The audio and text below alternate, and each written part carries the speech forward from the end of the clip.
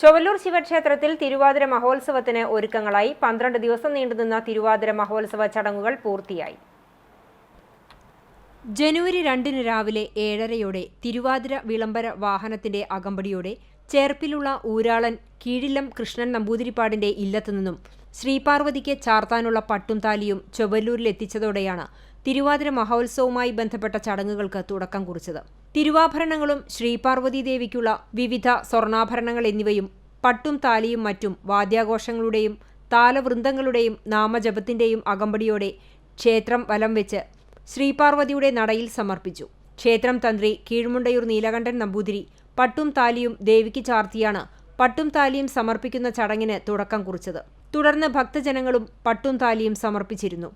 തിരുവാതിര മഹോത്സവ ചടങ്ങുകളുടെ ഭാഗമായി ക്ഷേത്രത്തിൽ 12 ദിവസങ്ങളിലും വിശേഷാൽ അഭിഷേകം, അർച്ചന, പൂജ, വേദജപം, വേളിയോത്ത്, പുരാണ പാരായണം, ബ്രാഹ്മണിപ്പാട്ട്, നിറമാല, ചുറ്റുവിളക്ക് തുടങ്ങിയ ചടങ്ങുകൾ നടന്നിരുന്നു. കൂടാതെ ഭക്തജനങ്ങൾക്കായി ദിവസവും അന്നദാനവും നടന്നിരുന്നു.